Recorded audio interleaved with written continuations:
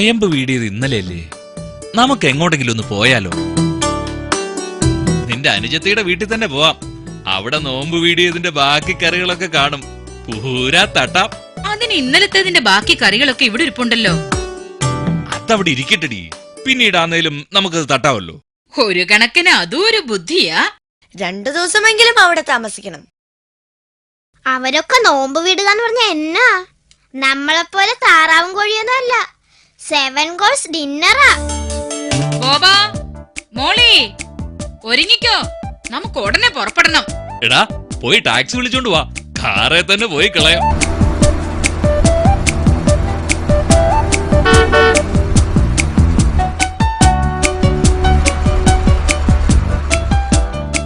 Hello, ഇതാരൊക്കെയാ? വരണം വരണം, happy Easter.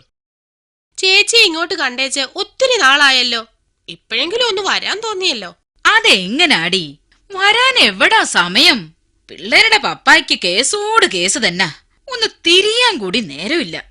അതിനിപ്പൊ കോടതി അടപ്പല്ലേ? അതുകൊണ്ടല്ലേ ഒന്ന് വരാൻ പറ്റിയേ. കോടതി അടയ്ക്കുന്നതും തുറക്കുന്നതും ചേട്ടൻ ഒരുപോലല്ലേ? നോയമ്പ് വീടിലൊക്കെ പൊടി പൊടിച്ചായിരുന്നോ? എന്നതൊക്കെ ഉണ്ടായിരുന്നു? നോയമ്പ് വീടലിന് 7 കോഴ്സ് ഡിന്നർ വേണമെന്ന് പിള്ളേർക്കൊരേ വാശിയായിരുന്നു. പിന്നെ തന്നെ ആകട്ടെ എന്ന് ഞങ്ങളും അങ്ങ് തീരുമാനിച്ചു. പോർക്കും താറാവും ടർക്കിയും ഒക്കെ ചേർന്ന് എനിക്കാണെ കഴിക്കാൻ വയ്യാണ്ടായി. ഇവിടെ അത് തന്നെ, നോമ്പ് വീടലിനെ ചേട്ടൻ ഒത്തിരി വലിച്ചു കയറ്റി. അത് കുഴപ്പമായി. എന്തു കുഴപ്പം? ചേട്ടന് ഷുഗർ അല്ലായിരുന്നോ? അത് കേറി അങ്ങ് കടുത്തു. അതുകൊണ്ട് ഇന്ന് ഞങ്ങള് ഗോതമ്പ് കഞ്ഞിയാ വെച്ചത്. അയ്യോ, സംസാരിച്ചിരുന്ന സമയം പോയതറിഞ്ഞില്ല. എടീ, ഇവർക്ക് കഴിക്കാനെടുക്ക.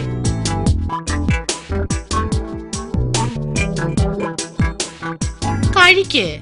നിങ്ങളും കണ്ടവാനെ ഇറച്ചിയൊക്കെ കൂട്ടി മടുത്തിരിക്കുവല്ലയോ. ഗോതമ്പ് കഞ്ഞിയാ നല്ലത്. നല്ല പാവക്കാക്കറിയുണ്ട്. ഞാൻ ഒത്തിരി കഴിക്കുമെന്ന് മേടിച്ച് ഇവളിന്ന് പാവക്കാക്കറി മാത്രമേ ഉണ്ടാക്കിയുള്ളൂ. അല്ല, നോയമ്പ് വീടലിന്റെ കറികളൊക്കെ എന്നാ ചെയ്തു? അതൊന്നും ബാക്കിയിരിപ്പില്ലേ? വേലക്കാരി ഇല്ലാത്തോണ്ട് നോയമ്പ് വീടലിന് ഞങ്ങള് ഹോട്ടലിൽ പോയി. 7 കോഴ്സ് ഡിന്നറായിരുന്നു. എന്താ മോളി, എന്നാ പറ്റി? ഗോതമ്പ് അവൾക്ക് അലർജിയാ.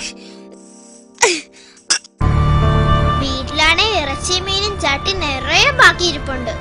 എനിക്കാണ് വിശന്നിട്ട് കൊടല് കരിയുന്നു. കർത്താവേ, ചതിച്ചു.